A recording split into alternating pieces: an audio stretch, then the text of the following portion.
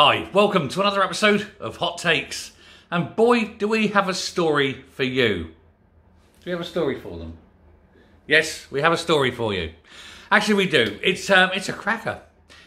Tony Blair, spawn of the devil, supposedly a war criminal, man who probably, maybe, has the deaths of, who knows, 100,000, maybe half a million, a million even, Iraqis, either caused directly or indirectly by his actions, allegedly, has spoke out against free speech. He doesn't like free speech. This is not surprising, of course, because when we have free speech, we can point out all the things that Tony Blair's done, and he really doesn't like it. We can point out all the evil that he is responsible for, as well as all the others. Politicians absolutely loathe free speech.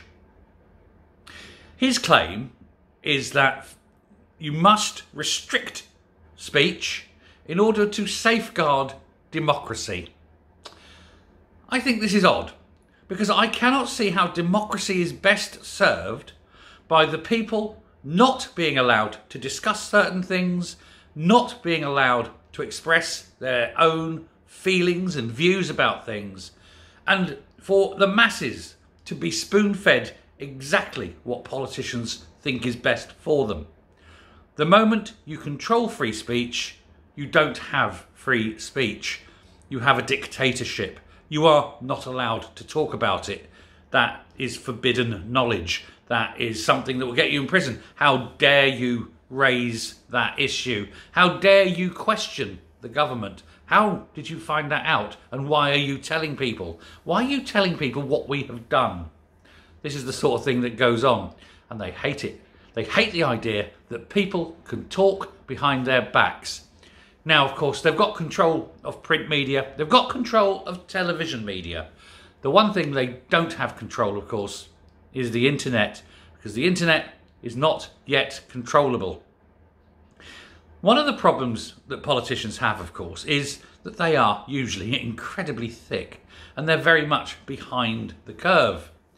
They don't like, for example, WhatsApp, because it is unbreakable.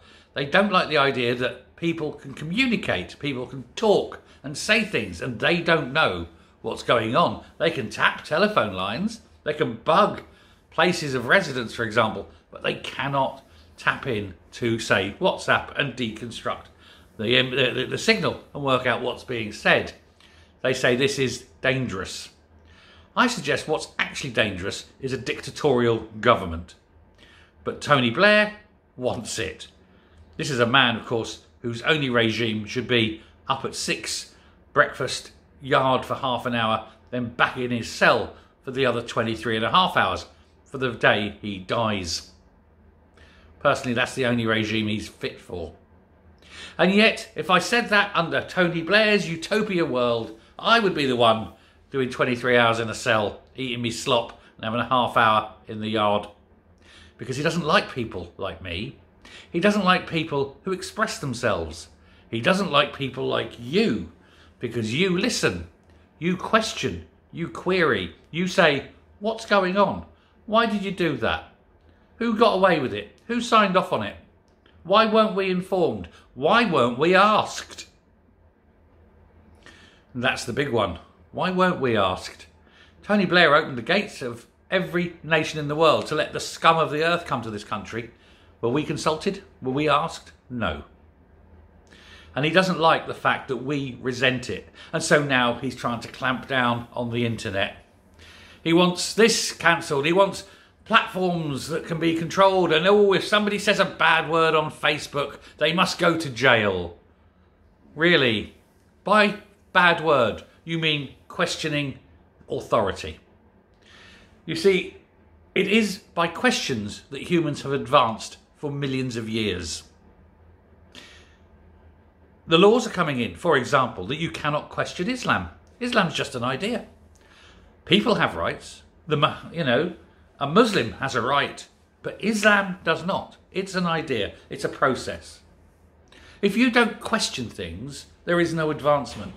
It was Galileo who questioned the church, and now we have the science and the world we have. This is why anything that protects an idea is wrong. unethical, immoral, dangerous. And yet, this is exactly what Tony Blair is proposing. Certain things must be protected. People must be protected.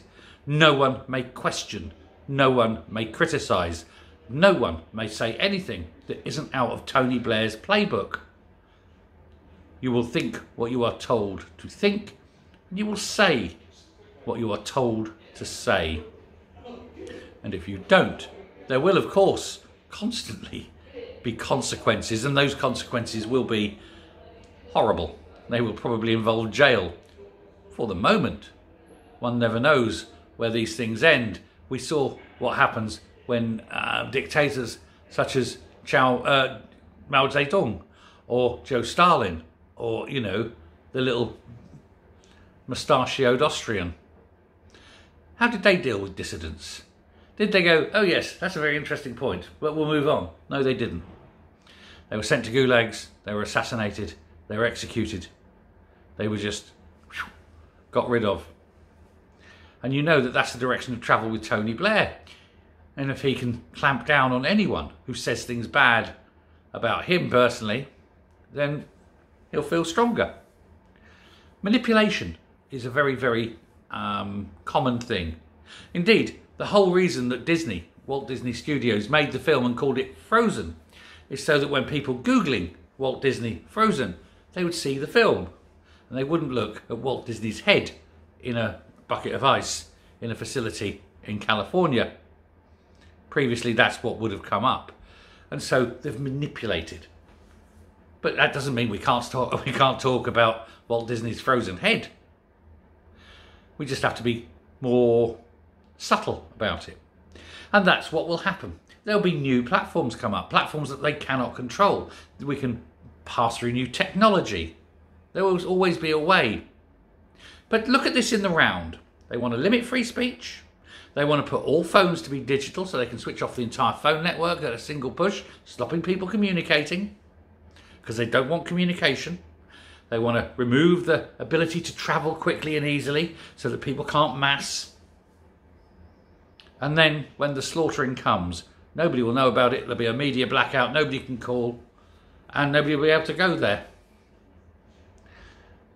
It's slice by slice control, mass control. You won't know what's going on. You won't be able to communicate with your friends and family. And even if you could, you couldn't get there because they've taken your car away from you. Do you see what's happening in this world? I do hope so. And the likes of Tony Blair are coming out and blatantly saying it. When it starts, we need to start with him. Thanks a lot. Bye.